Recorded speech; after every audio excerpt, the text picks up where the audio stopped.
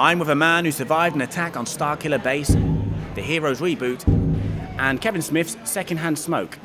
It's Resistance pilot, Greg Grunberg. How are you, Greg? I'm doing well, thank you. You did a little research. Good to see a lot of research. Yeah. Wikipedia served me well for the benefit of this interview. So I wanted to ask you about band from TV. For those who don't know, talk me through the lineup and what TV they're known for. I started it years ago. My oldest son has epilepsy.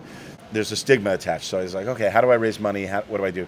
And I got asked to play with a bunch of rock and roll guys, and there was so much attention paid to me because they were waiting for me to fall flat on my face. I was like, wait a minute, let me start a band and maybe this could work. So, 9 years later, 10 years later, and $6 million for charity later. Wow. All the money goes to charity. It's Hugh Laurie on keyboards. Hugh now has his own band. We got James Denton from Desperate Housewives and a bunch of different things. He's plays guitar. Bob Guinea, who was The Bachelor. I don't know if you guys got that here, but Bob's amazing. Scott Grimes, Adrian Pasdar, who was on Heroes with me.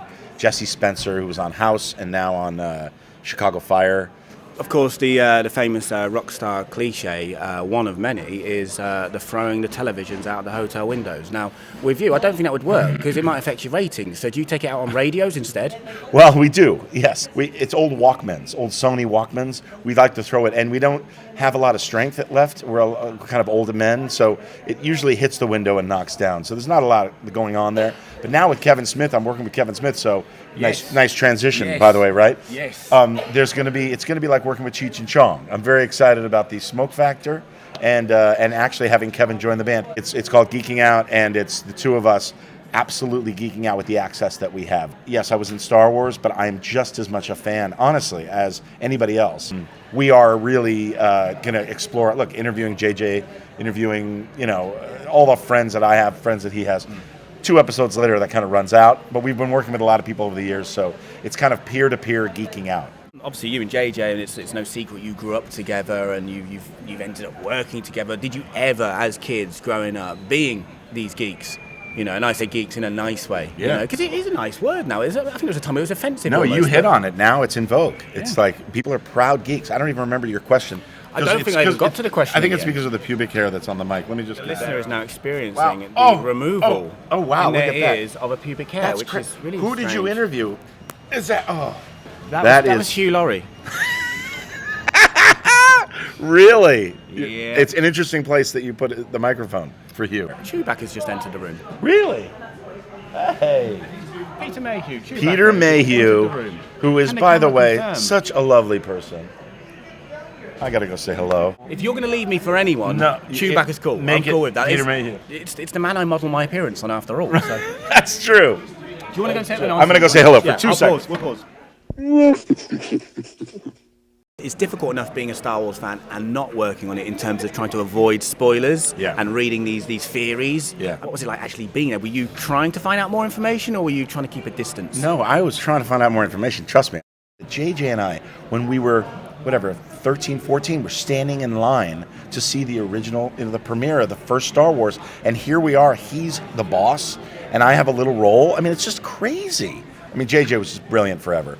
But for me to be in the movie, Jess, who's another X-Wing fighter, she said that there was a time when she was at a show and I was signing, and she came up and she got an autograph from me. She's now an X-Wing fighter. Wow. And she came up to me and she took a picture of me, and I went like this, like right to the camera. I went like this and pointed, and she goes, well, you don't remember that? And I said, guess what I said back then? I said, you and I are going to be X-Wing fighters in Star Wars. And she laughed, but that's as bizarre as it could have possibly get, and I didn't. But I'm saying, Can you suggest that you and I might end up being X-Wing pilots, please? No, you and I are going to have a huge show together. Huge. I'm going to be your sidekick. I'm going to be sitting on the couch, just go. And I will pay you well. Yes. I will pay you well. I can't Wexley return. I have no idea. You must know by now. Hang on, you're in London. The crew in London. Hey, 2 + 2. You would think would be 4. Who knows? I can't talk about it, and I don't even know. None of us know. Are you lying to me? No, I'm not lying to you. Would I ever lie to you? I think you would. Yes, I would. I think you would. I would out and out when blatantly I'm not paying lie. you. It's true. When we're doing that show together, I wouldn't lie. Now, I'm just full of lies. And this is one of my complaints. I love The Force Awakens. One of the complaints was, for some people, they felt it mirrored a bit too much from A New Hope. If that was the case, I'm not saying it is the case, but if that was the case, who do you think your X-Wing pilot was based on from A New Hope? What was the guy's name? We're thinking Porkins here, aren't we? Are you kidding me? Absolutely. By the way, Porkins, Snap Wexley's a much cooler name. One conversation I did have with JJ, I was like, what do you think about the beard? And he's like, it's too Porkins. And I'm like, no, it's not. Why not be that big guy? Well, you survived. You survived.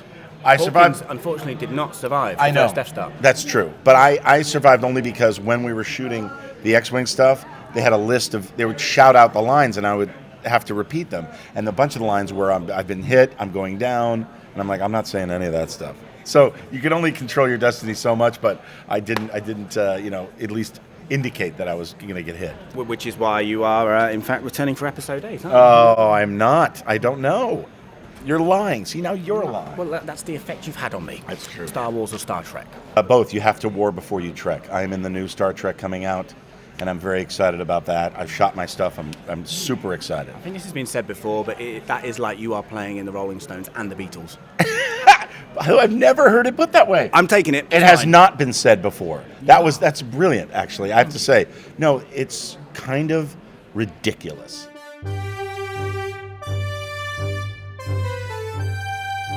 Use the Force to go back in time and watch previous episodes, including interviews and audition tapes with Star Wars actors.